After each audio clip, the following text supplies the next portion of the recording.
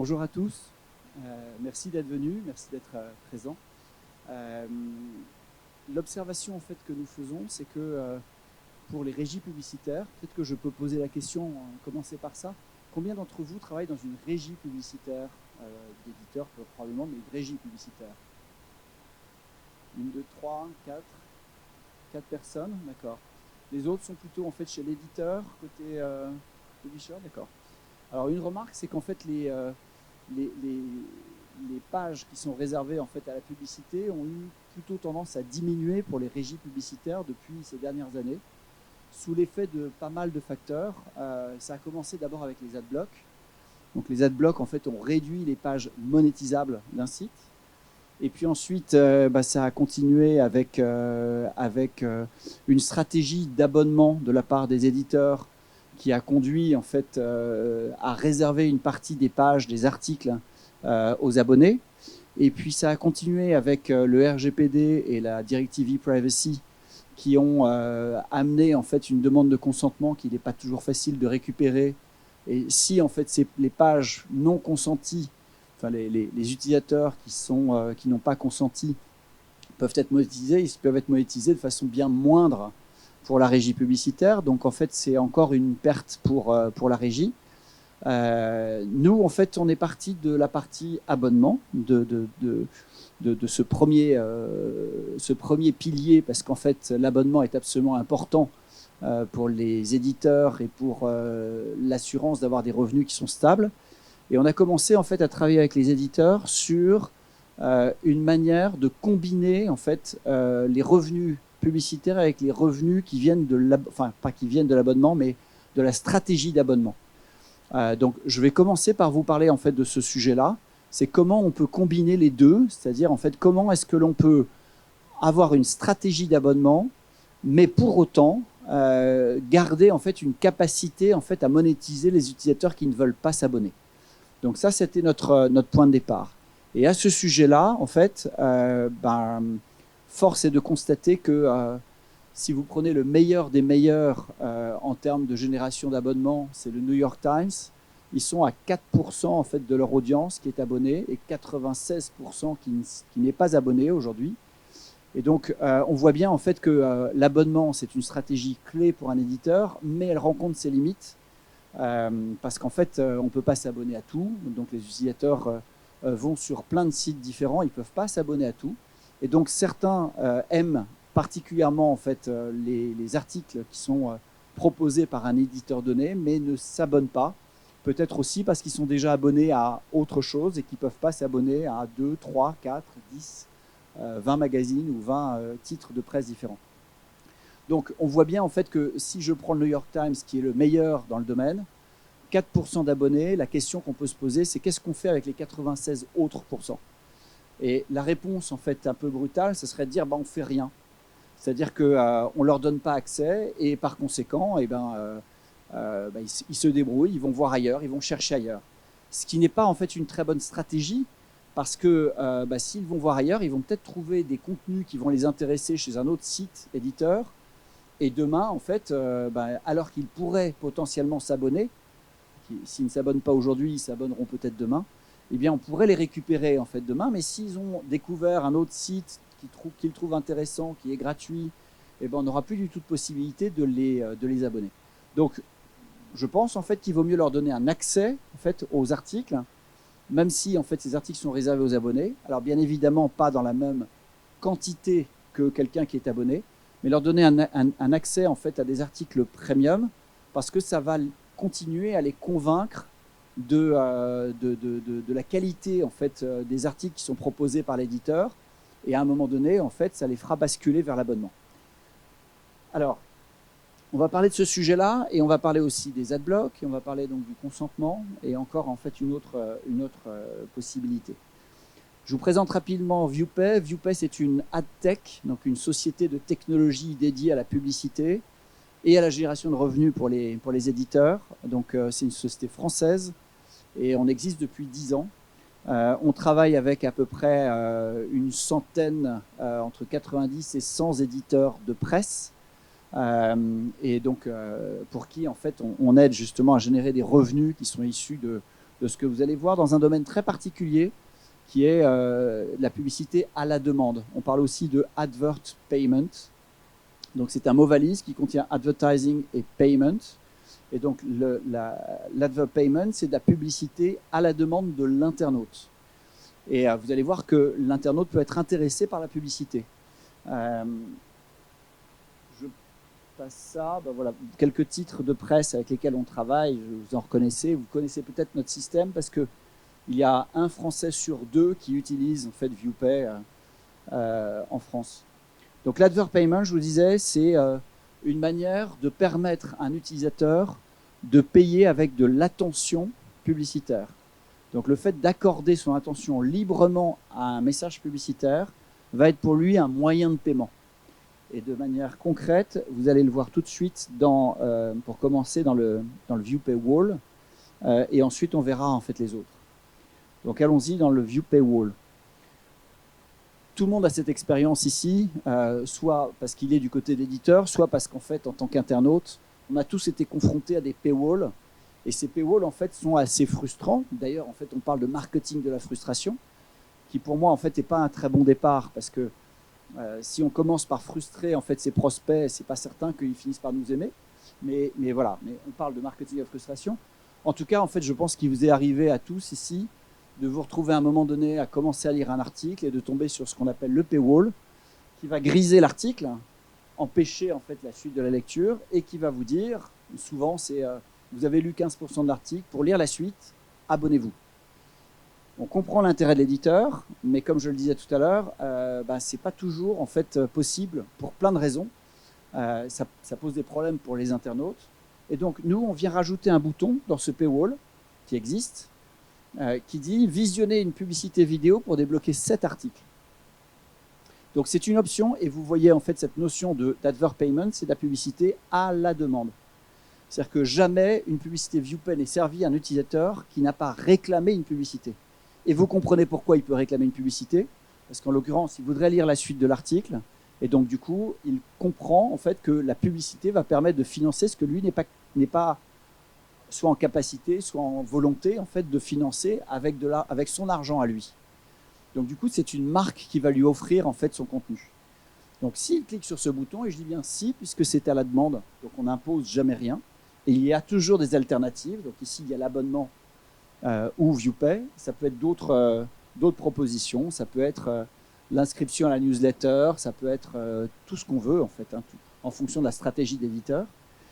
Donc si l'utilisateur clique sur ce fameux bouton, on va lui proposer un choix entre trois marques qui sont des annonceurs, mais qui sont aussi les sponsors de son contenu. Et on lui demande en fait de choisir la marque qu'il préfère. Donc du coup, il va faire de l'auto-ciblage et il va décider que ce qui est le plus intéressant pour lui, ça va être l'un des trois. Admettons ici Samsung. Et quand il va cliquer sur le logo de Samsung, il va arriver sur une vidéo publicitaire qui va durer le temps d'une vidéo publicitaire, c'est en moyenne, c'est entre 10 et 30 secondes. Il peut arriver que ce soit plus long, mais dans ce cas-là, en fait, à 30 secondes, on va mettre un skip pour ne pas prendre en otage l'utilisateur. C'est-à-dire qu'on dit, en fait, on ne peut pas exiger plus de 30 secondes. Et donc, du coup, l'utilisateur va pouvoir prendre connaissance du message de l'annonceur. Et une fois qu'il a terminé, en fait, la vidéo est terminée, on arrive sur un écran qui permet d'interagir avec la marque. Donc ici, de cliquer sur découvrir et d'aller sur le site, comme c'est le cas en fait sur toutes les publicités. Donc avant, c'est pas cliquable, ici c'est cliquable. Et si il veut pas le faire, en fait, il peut cliquer sur le bouton bleu que vous voyez, sur lequel il est indiqué accéder à votre article. Et du coup, en fait, il accède à la suite de son article qui a été débloqué.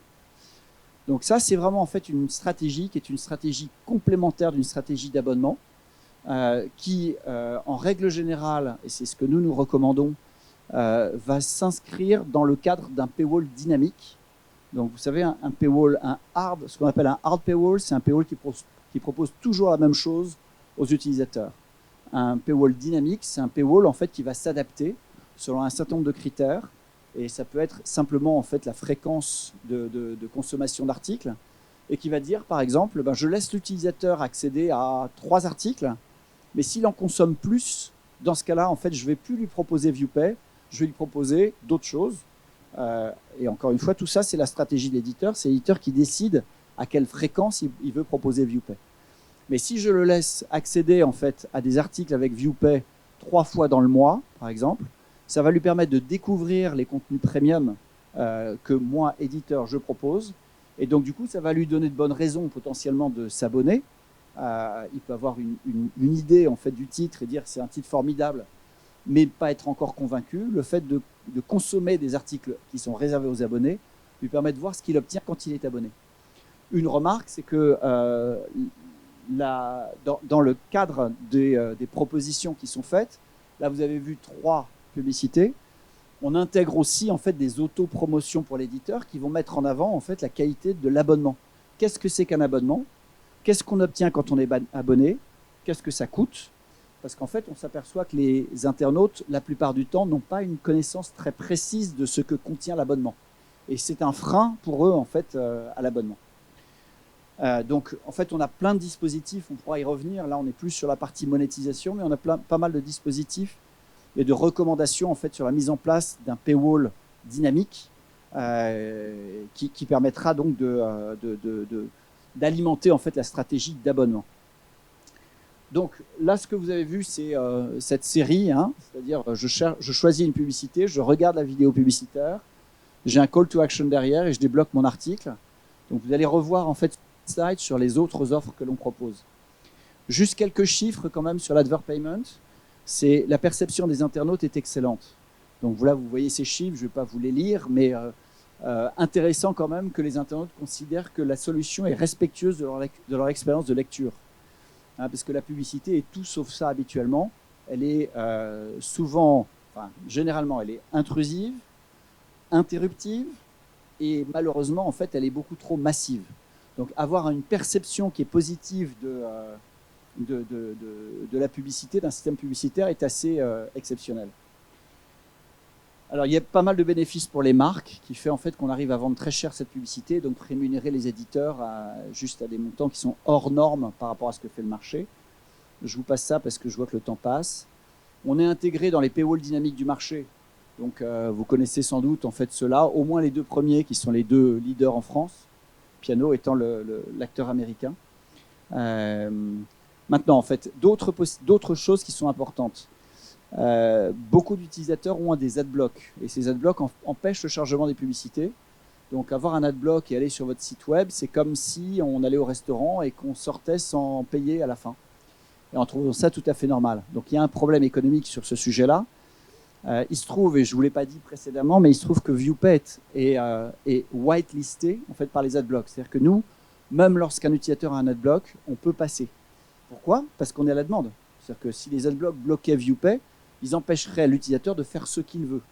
Et donc, du coup, ça nous permet en fait de proposer ce type de solution qui est, on détecte que l'utilisateur, que le navigateur a un adblock et on va lui dire, si vous voulez continuer à naviguer sur ce site, soit vous désactivez votre adblock, et dans ce cas-là, vous êtes un utilisateur, un internaute classique, soit vous visionnez une vidéo publicitaire ViewPay, ce qui va payer la session pour l'éditeur, et ce qui va lui permettre d'accepter que l'utilisateur en fait, navigue avec un adblock. S'il clique sur je débloque, on lui explique comment débloquer en fonction de l'adblock qu'il a. Et s'il clique sur je regarde une vidéo publicitaire, on retrouve exactement le même schéma que tout à l'heure. Vous avez compris, je ne répète pas sur ça. Enfin, la partie consentement qui pose un problème que j'ai énoncé en fait tout au départ comme quelque chose qui réduit les inventaires et donc la capacité de monétiser des régies. Alors, il y a plusieurs possibilités pour ça. Mais typiquement, pouvoir dire ici, je ne donne pas mon consentement, mais je regarde une vidéo publicitaire pour accéder au site. Ça, c'est la stratégie de l'éditeur. C'est l'éditeur qui va décider de ce qu'il veut faire. Donc, c'est une manière de faire. Donc, ça pourrait être un bouton ici. Hein. C'est je consens, je ne consens pas, mais je regarde une vidéo publicitaire pour payer mon dû. C'est ça que ça veut dire, en fait, quelque part. Et donc, l'utilisateur, derrière, va pouvoir faire exactement le même parcours quand il regarde ViewPay que ce que vous avez vu précédemment. Une autre possibilité d'intégration, en fait, une fois, donc quand on n'est pas dans la CMP, c'est-à-dire, en fait, ce qui demande le consentement, c'est d'avoir une barre en bas de l'écran permanente qui va donc du coup occulter une partie de l'écran. Et donc dans cette barre, ben là on est pédagogique, on explique pourquoi vous n'avez pas consenti, voilà les conséquences pour nous. Vous avez la possibilité de changer d'avis. Donc ça peut être bien évidemment de le renvoyer à la politique de cookies et lui permettre en fait de dire bon d'accord je consens. Ça peut être je m'abonne, donc pour les éditeurs qui ont de l'abonnement. Et puis on va rajouter en fait je regarde une vidéo publicitaire et c'est le même principe que l'adblock. C'est le fait de regarder une vidéo publicitaire va permettre de monétiser suffisamment pour l'éditeur de telle manière en fait que on le laisse pendant la durée de sa session, on le laisse en fait consulter le site sans avoir consenti. Et ViewPay va monétiser. Et avec ViewPay, en fait, on est capable de fonctionner en cookieless et on est capable en fait de faire du ciblage contextuel. Donc du coup, ça ne pose pas de problème et ça ne change pas les rémunérations. Donc la suite, vous connaissez la suite si l'utilisateur clique sur le bouton. Dernier module, en fait, ce qu'on appelle ViewPay Fan ou ViewFan. Donc très rapidement, un utilisateur lit un article qui est gratuit et en bas de l'article, on va lui dire ceci. Cet article vous a intéressé, alors soutenez notre rédaction en regardant une publicité vidéo. Vous voyez que là, en fait, il n'a aucune contrepartie. C'est pour ça qu'on appelle ça ViewFan, ViewPay Fan, parce qu'en fait, on va s'adresser non pas à des gens qui sont très occasionnels, mais des gens qui vous aiment et qui ont envie de vous soutenir. Et donc, ici, en fait, l'utilisateur va cliquer sur le bouton s'il le veut, et s'il ne le veut pas, il va ignorer le bouton et il va continuer à surfer, ce n'est pas un problème. Et dans ce cas-là, en fait, on va permettre de monétiser également en fait, le site. Une autre intégration, qui n'est pas une intégration presse, mais qui est dans un site de manga, qui est intéressante, c'est sous forme, eux, ils ont décidé de le faire sous forme de pop-up. Et donc, toutes les X pages, ils font apparaître en fait ce petit encart, petite pause publicitaire. Donc, en visionnant une courte publicité vidéo, vous soutenez gratuitement les auteurs et développement de nouvelles séries sur ce site. Donc, je soutiens en visionnant une vidéo ou non merci. Donc voilà, encore une fois, on peut dire non merci et puis c'est tout. Là, on s'adresse vraiment aux fans.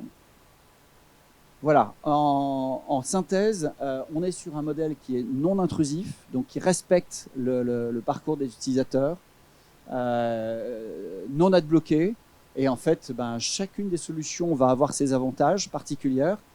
Et bien évidemment, vous pouvez aussi bien intégrer une de ces solutions ou toutes ces solutions en fonction de votre contexte. Voilà, je crois que mon temps est écoulé. On a un stand qui se trouve juste quand vous sortez de cette salle, immédiatement à droite. Donc du coup, on est bien évidemment à votre disposition pour répondre à vos questions. Je ne sais pas si on a le temps de prendre une ou deux questions, si certains ont... Ouais. La personne qui présente après est déjà présente ou pas? Oui. Venez vous installer, en fait, comme ça, en fait, je ne vous fais pas perdre de temps.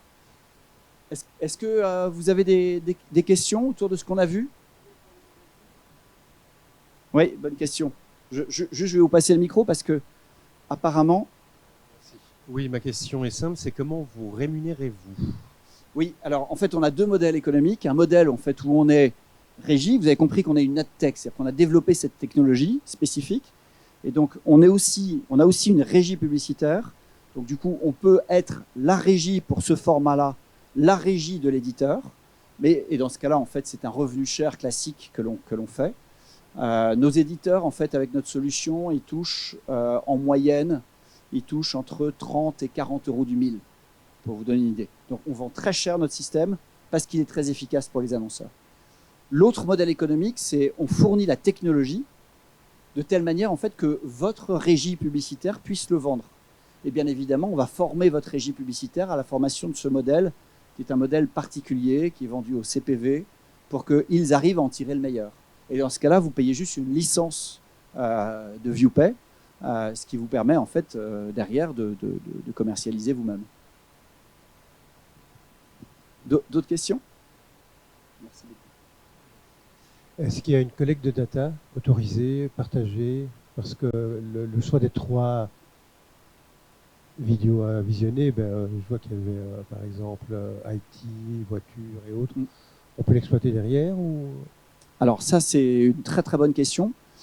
Nous, on a fait le choix, en fait, le synonyme de ViewPay, en fait, l'alias de c'est plutôt ViewPay qui est l'alias d'un nom de domaine qui s'appelle marketing du respect. Donc la première brique du marketing du respect, c'est de ne pas envoyer une publicité à quelqu'un qui n'a rien demandé. La deuxième brique du marketing du respect, c'est de ne pas collecter de la data à son insu. Donc nous, tout ce qui est RGPD, e-privacy, etc., ça ne nous a posé aucun problème, pardon, parce que c'était naturel chez nous. Maintenant, en fait, on peut mettre en place des passerelles avec les éditeurs et alimenter en fait leur DMP. Ça, c'est tout à fait possible. D'autant plus, et je ne vous ai pas tout présenté, mais qu'il y a des formats en fait, qui sont des formats interactifs qui permettent de poser des questions aux utilisateurs. Et donc, quand on collecte cette information, elle peut alimenter une DMP. Bien évidemment, il faut qu'on ait récupéré avant le consentement dans ce cas-là. Et collecte d'emails avec consent third party. C'est-à-dire de plus en plus par exemple pour la technologie LiveRamp, donc construire une DB d'adresse email, donc d'abonnés, mais avec un consent pour recevoir la publicité third party. Est-ce que le module pourrait, alors c'est pas prévu je pense, mais ça pourrait être... En fait, on est assez indépendant de ça, nous. Plutôt que de regarder une vidéo, je donne mon email. Oui, on est... oui, là vous pouvez faire ça, mais ça, dans ce cas-là, vous n'avez pas besoin de ViewPay pour faire ça. Et dans les paywalls dynamiques, en fait, vous avez ce type d'option. Et dans ViewPay, vous pouvez le mettre aussi en œuvre. C'est-à-dire que vous pouvez tout à fait... on a un module en fait, qui permet de transformer un paywall, un hard paywall en paywall dynamique. Et dans ce cas-là, en fait, c'est nous qui allons gérer cet aspect-là. Sinon, si vous utilisez un paywall dynamique, dans ce cas-là, votre paywall dynamique, c'est faire ce genre de choses. Ce n'est pas ViewPay qui va intervenir. Alors, je pense qu'il faut qu'on libère et qu'on laisse la place. Merci beaucoup de votre attention. Et n'hésitez pas à venir nous voir juste à droite en sortant de la porte, en sortant là, à droite de la porte. Et on sera ravis de compléter les informations. Et si certains d'entre vous, en fait, veulent que je les badge, si je les ai pas badgés à l'entrée, vous êtes arrivés après, ça nous permettra de vous envoyer, en fait, la présentation et puis de garder le contact. Donc, n'hésitez pas à me le dire.